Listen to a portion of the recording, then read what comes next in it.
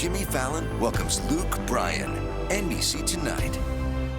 I'm Kevin. Everybody calls me Kev. You're always helping everyone around you. It's okay. You can trust me. Letting the stress build. Do you have an off switch? Chicago PD, new next Wednesday on NBC and Peacock. This whole block is a crime scene. This is the highest profile crime of the year. I'm catching this guy. I'm not waiting for permission. SVU, Thursday on NBC and Peacock.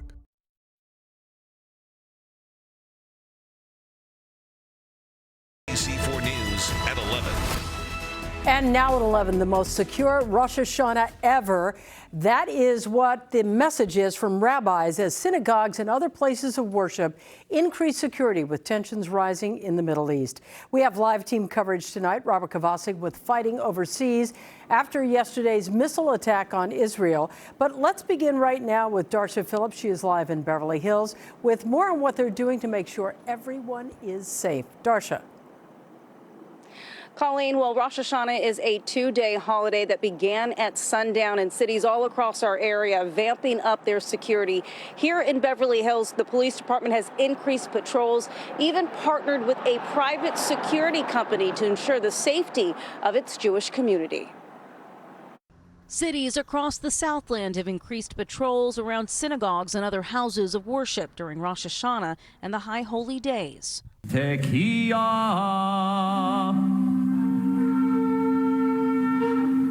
At Sinai Temple in Westwood, thousands were in attendance for the Rosh Hashanah service, celebrating the Jewish New Year.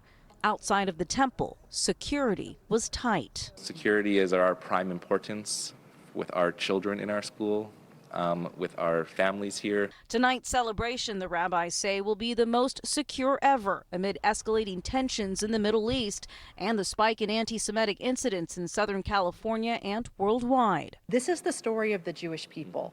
Whenever there is destruction, whenever there is suffering, what we have learned throughout time, there is resilience, there is strength, there is hope. In the middle of the Jewish High Holy Days comes the anniversary of October 7th, the deadliest attack against Jews since the Holocaust. More than 1,200 Israelis died, and according to the Israeli government, more than 100 are still hostages. The rabbis at Sinai Temple decided to put up photos of all of the hostages, a poignant reminder, they say, during a time of repentance, renewal, and hope. These are not just names and stories, but these are real people that we have strong connections with. It may feel like Israel is thousands of miles away, but it's just not true. Israel is right here in this congregation and in our hearts.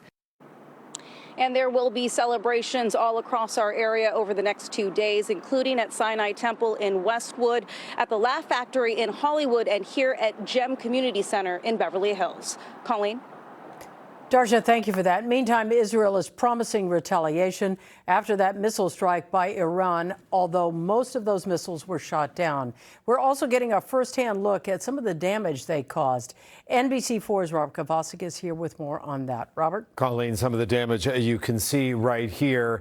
Israel is promising Iran, quote, will pay. An Israeli official telling NBC News the retaliation will be swift. Meantime, Tehran urging the United States to, quote, step aside as fears of an all-out war in the Middle East are growing. After Iran's most intense strike ever against Israel, raining down almost 200 ballistic missiles, nearly all of them shot down, including by interceptors from a U.S. destroyer, American and Israeli officials tell NBC News Israel tonight is preparing its response. A senior Israeli official says the response will come swiftly. While in Israel today, no fatalities, but they were assessing the damage, including from an Iranian strike on a school, visited by NBC's Aaron McLaughlin. This is what remains of one of the classrooms.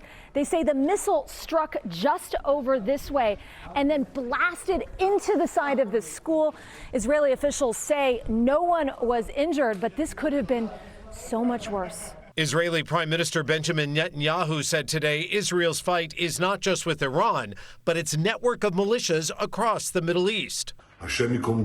We are in the middle of a tough war against Iran's axis of evil, which seeks to destroy us, he said. President Biden said he supports